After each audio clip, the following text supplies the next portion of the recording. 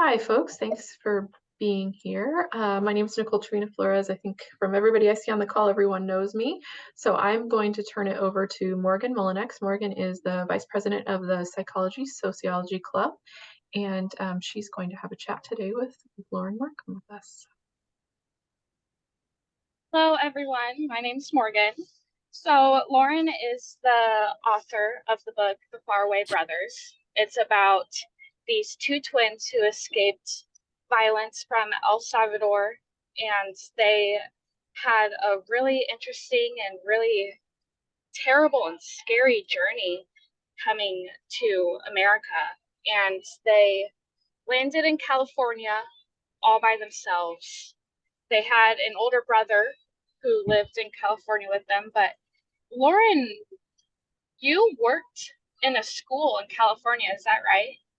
Yes, I did. I still work there very part-time, not sort of in the day-to-day on the ground, but yeah, I worked there for over a decade. So I've had some time to listen to parts of the book. And can you tell me about what you did there, what your job was in the school? Sure. I was, and apologies, I have a cold, so I'm going to be sniffling and apologies for that. I was what's called a community school manager. I was effectively, it's kind of like it's a school administrator position. It's effectively a vice principal or assistant principal position that oversees all the non-academic programs and services in the school. So everything from our wellness center to after school programs to partnerships with organizations that did immigration legal services, or, Medi-Cal or mental health to make sure that our students were sort of resourced around the classroom so that they were best able to actually, participate in, their classes. Mhm. So, what would you say inspired you to write this book? Yeah, was I right in the book? So if anyone's read it, apologies for repeat, but essentially there was sort of this period of time where I had two really different separate lives. 4 days a week was the school administrator, and then my day off, which, I was mostly often at the school during that day off or doing work, for the school while not there. I was a writer and sort of I was doing more and more journalism over the course of the years because I was doing this really local, really engaged work at the school, but also, I was also a writer by training, but most importantly by kind of desire and instinct. And I had sort of come into the world of journalism because journalism I started to understand was a way that I could write about things that were really important in the world that I thought, more people should be talking about. And so, because I sort of started out as a fiction writer. So I had these sort of separate lives. One was just doing this very local engaged work at the school, and one was sort of doing this journalism that did a little bit more like bigger picture thinking and looking at sort of more root causes. Often I was writing a lot about migration, often the sort of root causes that were related to reasons that my students kind of ended up at the school, even though I never until this book wrote about my students. So and so that was sort of what was happening. And in the fall of 2013, I got an assignment for the magazine VQR the fall of 2011, I got assignment for the magazine VQR to write about, I pitched them a story about this population of young people I had kind of knew were coming into the country, which more and more, which was by now we've all heard about this a lot, but at the time, not a lot of people were talking about it, and it certainly wasn't big national news. Unaccompanied minors, so young people traveling alone without papers and with not in the custody of their parents, largely from Central America, crossing into the US, and that number was increasing over recent years. So I got this assignment. It was one of the first assignments I ever got where they like paid for my plane ticket and sent me somewhere, which was like very exciting. And I wrote this story, and that piece came out, I think the following fall, so maybe that's spring. And then I got another assignment to write about another aspect of unaccompanied minors. I was looking at the unaccompanied minors who had not been caught by the immigration system and did not get caught up in that sort of vicious machinery, but who crossed the border undetected and ended up working in the California agricultural system. So I wrote that for Vice magazine, and I just had this, like, every time I wrote one of those articles, I was like, sometimes I read an article, I'm like, that was so fascinating. I got to learn, I just wrote one about tree DNA science, and I was like, that was so interesting. I got to learn all this stuff about tree DNA. But like, it's not like I'm like, oh God, I gotta write another story about tree DNA. You know, I'd love to write about trees again. Maybe I will, but it's not like, oh my gosh, I just scratched the surface. You know what I mean? I was kind of like, great, I wrote this article. I feel good about it. That was really fun. I feel like proud of it. Moving on, like new thing. But certain stories, it's like, and this happens with migration a lot because it's sort of something I really care about. I think it's a really interesting prism through which to view the world. I'll often write a story and be like, wait. I'm just scratching the surface. I have to write another one. Or like, well, what about this thing? Like, more questions emerge than answers in a way. So that's what happened with that first story, and then with that second story. And then all of a sudden, back to the school, it wasn't all of a sudden, but it felt all of a sudden, a coworker, teacher from the school came in and was like, we really have to do something about, like, to support all of these kids who are in deportation proceedings and like don't have lawyers. And I was like, what do you mean? He's like, oh yeah, in my advisory, I've got like seven students who, he was a 9th and 10th advisor, who have upcoming deportation proceedings. Like, and I haven't even asked all of them. I just know of 7, and they all came here alone. And I was like, what? Because of course in public school, right, we don't ask, nor should we, people's immigration status.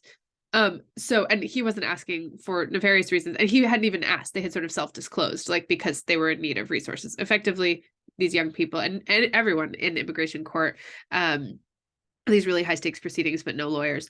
So that was this moment of like, because all this, I've been reporting about this issue all around the country, and then sort of should be now looking back, it shouldn't have been a surprise, but at the time it was a surprise, that like those young people had started enrolling in the school where I worked, 4 days a week. So there's kind of convergence. And to me, it feels like anytime anytime people start moving from one place to another in large numbers, there's some like really important questions about what's going on there. And when those young people are kids without their parents, that's a huge, like, what's going on.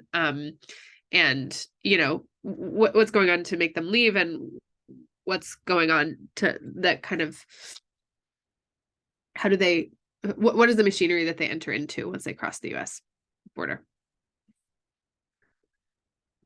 It's really interesting. I was wondering, what do you think is the most important thing that you learned when you wrote this book? Was there something that was really surprising to you, or something that really stood out? Yeah, it's a great question. I mean, I think that the thing about a book is that it's not like it doesn't have, well, my experience and my interest in writing books and reading books isn't that there's like one key nugget, that I can like, and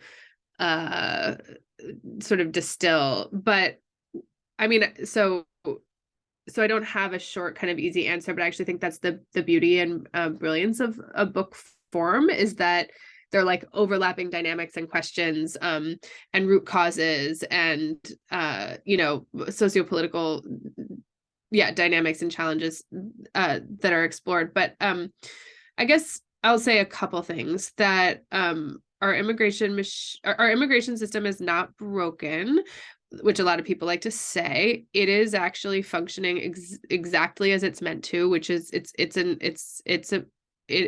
is an apparatus of exclusion and abuse, and that is the point, and that is the purpose, and that's how it existed when my great grandmother came here, from Ellis Island in 1914. Like, that is how that is how it's meant to be.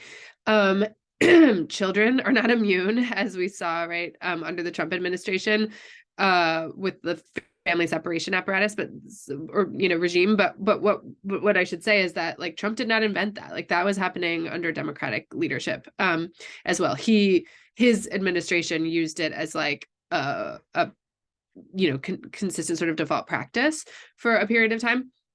But so our machinery is not broken. Our immigration system is not broken. It functions as it is meant to. And it's a huge business. So there are people profiting off of it. And, the big people profiting off of it are like people who work for, or, who are big shareholders in the private prison companies.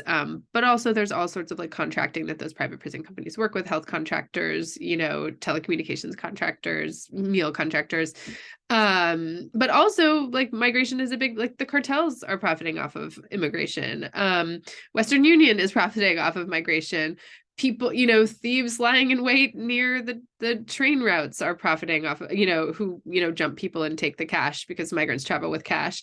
So it's a big business and people are profiting from it, you know, and at the great expense of migrating people themselves. And I guess I would say, you know, again, I could keep going on and on because there's a lot I learned in the process of this book, which is, you know, why I wrote it, because it felt like it was worth, you know, there was enough to say over the course of 200 pages, 250 pages. But just another thing I should note is that we often litigate and think about immigration as something that happens at or around a border. But in fact, the decision to migrate starts, like migration starts long before the border, right? It's the decision that someone makes to leave. Okay, sure. But it's also the conditions that cause the person to make the decision to leave.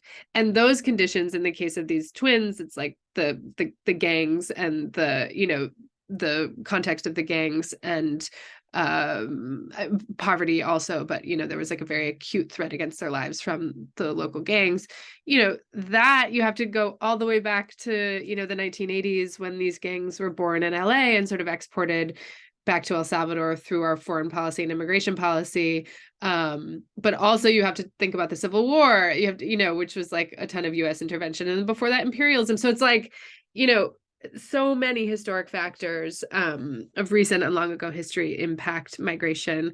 And so when we look at migration, we need to be thinking more about root causes, and we need to be not just thinking about it as a border issue, because at the border, by then it's like, it's not, the border is just an imaginary line, right? Migration is people choosing, and often increasingly like not so much a choice, right? Like a choiceless choice being sort of forced out of their home countries. And yes, they cross a border and generally many in that process, but it is not, it's actually, migration is not a border issue. It's like an issue of geopolitics and an issue of yeah, historical legacy and on and on. That's a really good point. Something that I wanted to point out, first of all, I definitely understand. I love books, and I hear where you're coming from, that there's a whole bunch of factors and a lot of things that you learned. Something about people profiting from immigration. There's a lot of migrant children who are working in really exploitive and dangerous jobs across the country. Do you see that often? Do you work with children a lot who work those dangerous jobs? Yeah. I do. The young people that I have worked with and work with, almost all of them are working, and a lot of them are working like full-time, the equivalent of full-time jobs in addition to going to school. And it will come as no surprise that like that makes school challenging, right? If you've been working in a restaurant until 10:30 p.m. and then had to take the bus across town, and then do your homework and then get to school and in your seat by the time the bell rings at 8:20 the next morning, 45 minutes from your house, like that's not a great recipe for success. I will say that I have definitely seen young people in exploitative jobs, and I have also seen young people who were effectively trafficked here to work in exploitative jobs, and a lot of the young people I see are just like working in the back of restaurants, you know, and they're working with like a rented social security number or so, you know, something like that. Or once they get, if and when they get status, they're working with that. I don't know that those jobs are like necessarily like exploitative, in the sense of like, you know, they're getting paid minimum wage and they're getting paid on time, and they're, you know, it's not like a dangerous working condition. So it's interesting. There was a big piece that came out, I believe, in the Washington Post about exploitative work, which is incredibly important to look at.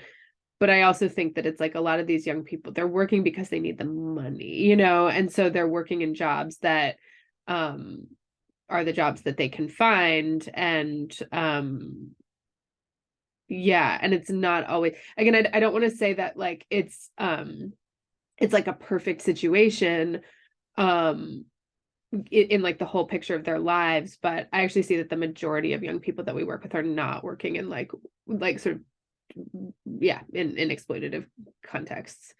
I mean, it's sort of like the exploitation is like larger and more systemic about like what is it that we have all of these young people who like have so many pressures on them that they've, another thing I didn't mention about the profiteering is, these young people often take out massive loans with like their family's property up, or their family's lives sometimes up like as collateral. So they'll like, oh, like $10,000, $15,000 back home that paid for their journey. So like that's more of the exploitation than like the conditions in the back of like XYZ restaurant in downtown Oakland. You know what I mean? Yes, I definitely do. I was wondering, did the boys that you wrote about, did they read the book? No, it wasn't translated into Spanish. They have the audio version. I think they listened to parts of it. But I think that they started and then they kind of opted to be like, you know what? We know what the story is. We're good. Yeah. Do you know where they are now or how they're doing? Yeah, I do. They're still in Oakland. They're big picture doing really well. They're feeling more at home than ever. I should say Oakland feels more home to them, like I think with each passing day, and they feel more rooted here than before. And yeah, I think they're like adults living their lives here, which is pretty amazing. That's great. Something that I was listening to a few days ago, maybe a week ago, it was this episode on The Daily by the New York Times. And the episode was talking about how the president of El Salvador is arresting and incarcerating thousands and thousands of people who the government suspects are parts of gangs. Yep. And it's like, I think it was 60,000 at least people, and there are whole communities that have basically lost so many men and boys, but they feel like it's a safer country now. But it's like, is this justice for the gang violence? Do you have anything to say about that? Yeah.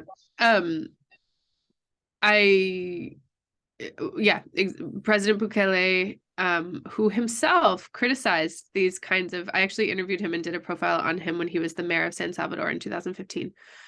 And he criticized these kinds of these sort of like mano dura, like scorched earth campaigns. He was like, this is ridiculous. Like all it does, it's just a band-aid, it just like violence begets more violence. Like what we need is development and we need opportunity and we need to stop the root causes. So it's very fascinating to me personally, given that he, I remember what he was saying to my face. I mean, he was making fun of the like succession of mano dura campaigns, and which is like, iron fist campaigns in El Salvador. One was called, one was mano dura, and then there was actually an official, I can't remember the years, but one of the administrations incarnated what they actually called, it was like the official, or what they termed like super mano dura, which is like super iron fist, very iron fist, which is just silly. And he was like, so what is the one we're in now? Super mano dura? Like, this is ridiculous, so he was like making fun of that. And yet that's what he's doing, and harsher and more intense than ever before. So yeah, I mean, it is very troubling to see the way that his administration, not just in this area, but we'll just keep to this area in particular, like is effectively like breaking all, like due process, like laws and basic human rights.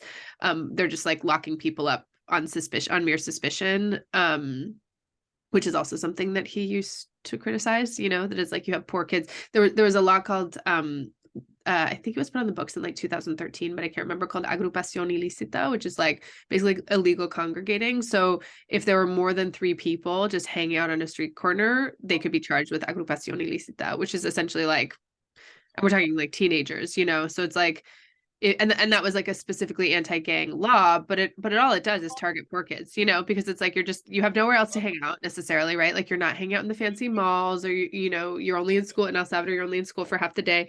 So you were like either a morning student or afternoon student. So it's basically like, you know, picking on poor kids to say, we can arrest you for hanging out with your friends on the street for suspicion of gang violence. And that's effectively what his administration is doing now. They're just on any suspicion locking people up. And, you know, they're super overcrowded, really, really, really problematic prison facilities. I think all prisons are problematic, but theirs are particularly bad. And there's like no due process because it can take like years and years and years for anyone to see a courtroom. So it's incredibly troubling, both as a matter of like hypocrisy and like a matter of basic human rights. And there are a lot of people in El Salvador who are like, yeah, this is great. It feels safer here now. Or like, or I have a better feeling of safety because there's being something done. I think that there's like, you know, I don't think we have like good enough metrics. There hasn't been enough time to sort of say like, is this actually like working in the way that people, you know, feel it is, or it might. But, you know, I met someone yesterday and she was like, yeah, we have a great new president now. I was like, oh, what do you think about, what do you think about Bukele? A lot of people criticize him for his, she's a Salvadoran woman. And, you know, a lot of people criticize him for his policies. And she's like, those are people who love the gangs, like not me, you know, not, so, you know, he's incredibly, he has a huge base who believe that this is the right move, or who, you know, maybe seen another way, are so weary and have been so broken down by the gang violence and extortion in El Salvador, which has caused many, many people to flee, that, you know, they've they're like, sure, this is what has to be done. It's terrible that that's what has to be done for them to feel safe. Yeah, you know, I mean, I think again, it like remains to be seen whether is it actually affecting safety, you know. And like, what are like the repercussions of like a generation being locked up, right? It's not doing anything about the root causes that force people into gangs in the first place, which is basically like, you know, a sense of belonging, and like, and financial security. So one of the last questions I have for you, Lauren, what would you say the main mental health implications are for immigrant children who come here without their parents? Yeah. A number of them. I mean, so there are like the implications of whatever caused them to flee in the first place, right? So whatever tangle they had with the gang, you know, like this gang member was forcing me to be his girlfriend, because that happens a lot for young women. It's just like, you know, like you're chosen, you're my girlfriend now. And it's like, or, you know, they killed my father in front of me, or, you know, there's horrible stories, and I won't even get into the worst of them, but these are like common ones, you know, or like I was threatened by the gang, or they kidnapped someone in my family, or they kidnapped me and and then I like ran away, and I, you know, I'm here now. Or they were extorting my family for money, or, you know, or my dad beat me up and my dad was in a gang, or we went to the police and the police works with the gangs, and so I was informed upon, and then they wanted to come, you know, et cetera, et cetera. Like, so the sort of conditions that cause them to flee can have real traumatic effects. The journey itself, even in like the best of circumstances, tends to be pretty harrowing, and a lot of really bad things can happen along the way. It's a very, very dangerous journey, both the topography and just like, you know, the vulnerability of being, and not just for kids, right? For anybody. But there's sort of, like a lot of profiteering exploitation along the way. There is the trauma of, you know, the being locked up in detention. Our detention facilities are, as I was sort of saying before, like designed to punish and break people. And then, you know, there's the experience of just like the stress of being in a new country, being a young person in a new country, you know, separated from family members. Sometimes these young people are actually reuniting with parents that have been here for some time. they like left 10 years ago or even 3 years ago or 20 years, 17 years ago, whatever, right when these kids were born, to come to the US. So that can be a really exciting thing. I'm finally going to see my mom again. But the stress and trouble of like, oh, how do you have a relationship with somebody who is this very like central figure in your life, but you haven't lived with for a long time, or how do you reckon with the fact that you feel left and abandoned, or like, yeah, you're with your mom, but you left your grandma behind and she was the one who was taking care of you every day for the last 15 years, right?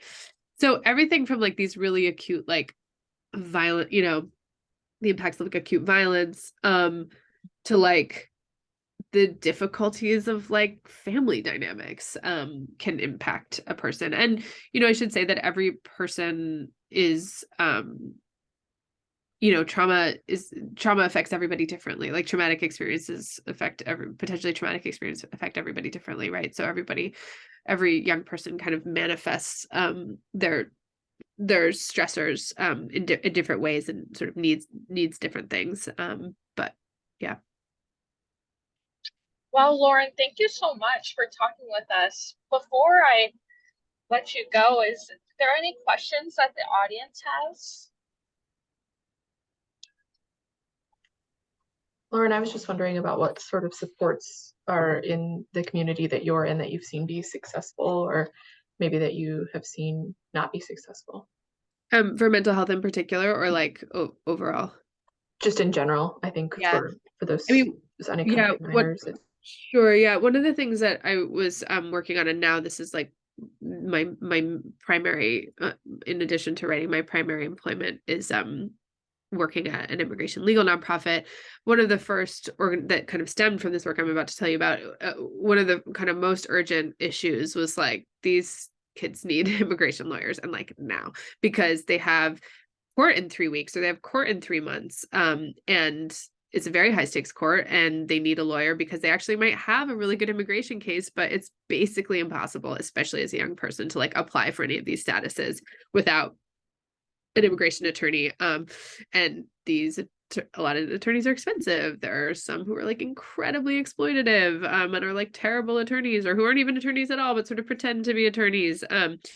So immigration legal services, like free or low cost, I mean, ideally free immigration legal services are key, because that is a huge mental health stressor too, right? Like, I have this court case coming up and I'm very, very, very afraid of being sent home, and I'm going to be sent home if I don't have a lawyer.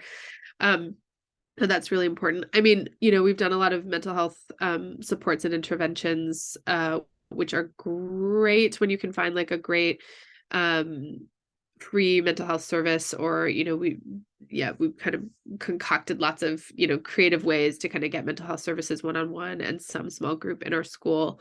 But I will say they're very cost ineffective, even though they're wonderful. So my husband actually runs an organization called Soccer Without Borders, and they use soccer as a tool for youth development and healing. And that's been like really, really useful, because even though it's not sort of talk therapy, like addressing individual, like people's kind of mental health crises or past traumas, it's like working in the body and building a team and feeling connected and feeling purposeful and feeling loved and feeling like building friendships, etc. So that we've seen is actually a really positive mental health impact as well.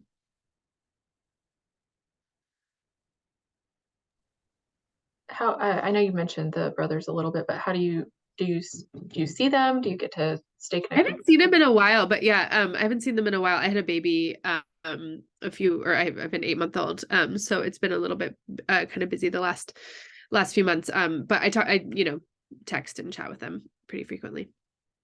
I was talking to one of them the other day. I'm helping them sort out their taxes every year in April. It's like, hi, I'm like, yep, here's where you can go.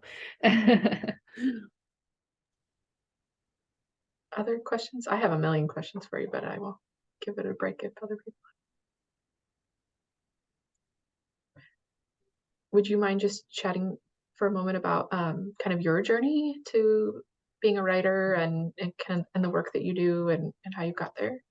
Sure, yeah. I mean, I guess I spoke a little bit about it, but yeah, I kind of got into journalism because I was always a writer and interested in writing, and I went to graduate school for fiction writing, but over time, yeah, it just became clear to me that like, oh, journalism is like writing, especially the kind of journalism I do, which is like much longer form. I mean, of course, I have this book and I have another 2 books coming out soon, but in the next year or two.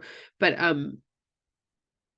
write mostly magazine articles that like have some sort of spaciousness for kind of tracing dynamics through time and space, and also for kind of like pondering these dynamics, not in sort of like a navel-gazy pondering way, but sort of like actually kind of investing in sort of like the ideas and questions inherent in like whatever social dynamic I'm writing about, which is often connected to migration, but not always.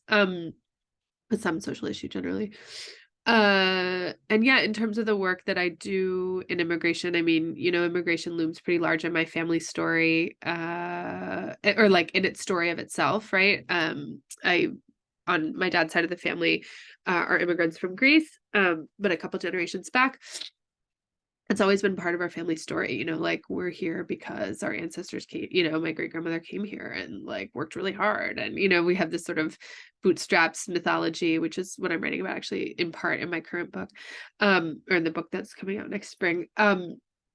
But so I think, and that mythology, like a lot of contemporary mythologies, is a little unsteady when you sort of start to look at the facts there, right?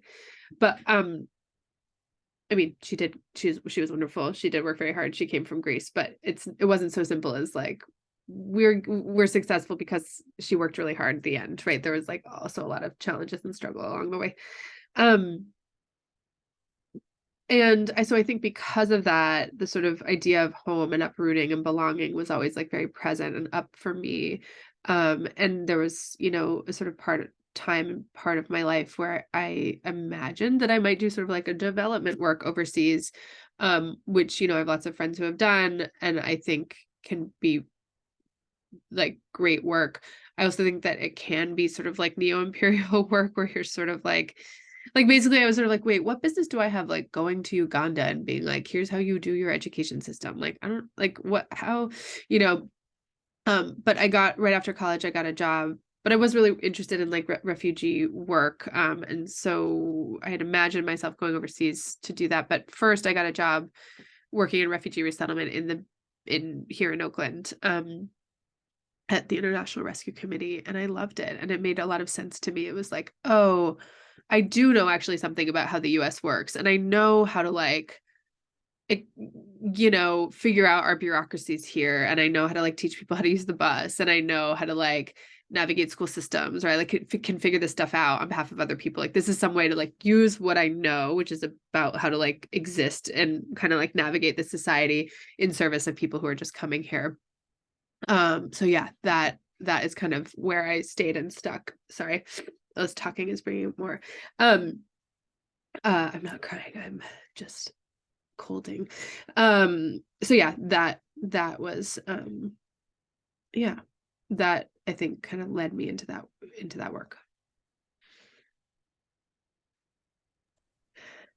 Book sounds really interesting. I talk with my students a lot about kind of that myth of meritocracy. So yes. yeah. Yeah. I'll send you a copy when it's out. Other questions, folks? I know a lot of people are headed to class probably at 1, so this is great. Anything else? Okay. Well, thank you so much for your time. Thanks for and having me. So happy to be here and nice to be with you all. Thank you so much. And thanks, Nicole, for setting it up. Yeah, thanks everyone. Great questions. Have a good Okay, day. take care, everyone. Bye-bye. Thank you, Lauren. Thank you so much. Bye.